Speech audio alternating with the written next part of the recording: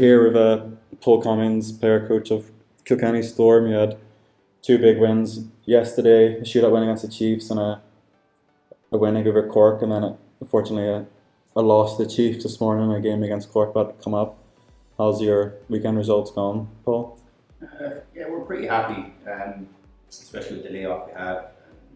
All being closed, we haven't been able to train like most teams, but we have a very young team. We have 4 or 5 guys under the age of 16, we have a couple of older guys, and then 2 mid-20s. So it's a team that's a mixture of ages, mixture of abilities and speed. So the goal is to keep going at the end of the season, and next season bring another 16s up. We have a full young team, and it's going well. So far in the league, we've seen it really competitive. Every team losing at least one game so far, and it looks to be a tight race in every position. Like, what's the objective of the Storm this season? Just get up there, make the playoffs, get the highest standing we can. Like you said, it's anybody's game on the day this time. Like yesterday we were very strong. Today we've lost our first game, so we got to pick it up for the second game. And it just seems that it's not a 1-horse race or a 2-horse race like it's been over the last couple of seasons, and I think everybody's enjoying that. This weekend is obviously the first league games in the new facility in Cork with the boards and the floor.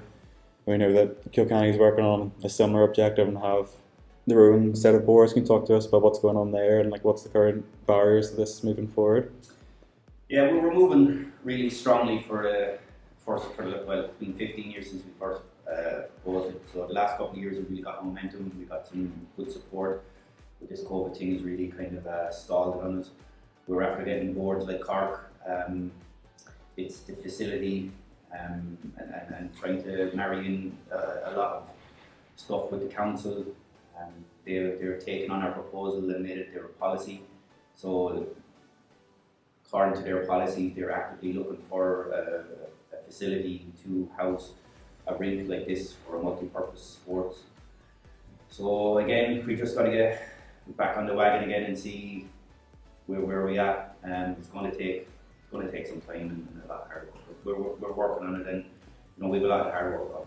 So it sounds like progress is being made, and you mentioned COVID there. How has the restrictions the last 2 years affected membership in your club? Like all indoor sports, we were kind of, I won't say left behind because it needed to be done, but it was outdoor sports were allowed to go back a lot longer, faster than we were. So a lot of kids kind of played that, and then when it came to indoor sports, we got a few new members, but again, it was tough competing with the likes of hurling and GA and soccer as it was during COVID time to make it anymore. So yeah, we lost a few good players, we lost a few juniors that were up and coming.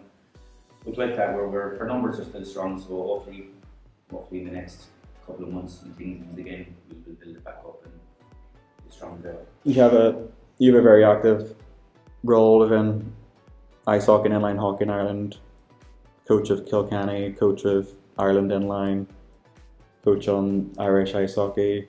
How do you manage all these roles? And I keep saying it every interview, it's stress release for me. It's cheaper than therapy. All my kids play, with most of them. They're making national teams. A lot of kids that I've trained from the start have travelled internationally for both inline and ice. So I just enjoy it. I've always been in the previous world. I was a professional athlete for many years, so it's just been the same since I was 16 years of age. So I drive a 9-seater van, so it's easy for me to load it up with a team and drive wherever it is I have to have. So the parents enjoy it, they can come if they want, the kids can go separately. So it's a win-win for everybody. But I don't find it too hard. Sometimes tiring, and I won't give up anymore after the 2-year break. But no, I just enjoy it, the kids enjoy it, and I do whatever I need to do.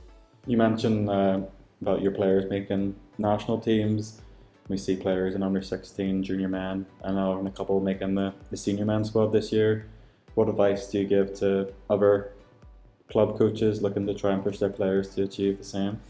Talk to the national team coaches. Watch games where kids are on the national team and have been for a while. Watch what they're doing. Watch their work rate, and talk to the national team coaches of what drills they're doing and what drills they'd like to see them doing. So it you don't have to give away top drills, but if there's basic drills that team coaches like myself and Victor would do certain drills, and we'd easily share them with other clubs. So when they do come to national team trials and trainings, that nothing's a shock. They already understand what's going on, and it's and I think it's starting already both ice and inline that people are talking to each other and knowing what each other is doing. You know, not the finer details of tactics and stuff, but the basic stuff. So when teammates get together with other teams that are rivals going on a national team, it's not a shock. Everybody knows what's going on in the court, and it just translates better to teamwork and stuff like that, and it just gives players a better chance of making teams and trials and stuff like that. Thank you, Paul. Good luck with the rest of the season. Keep up the good work.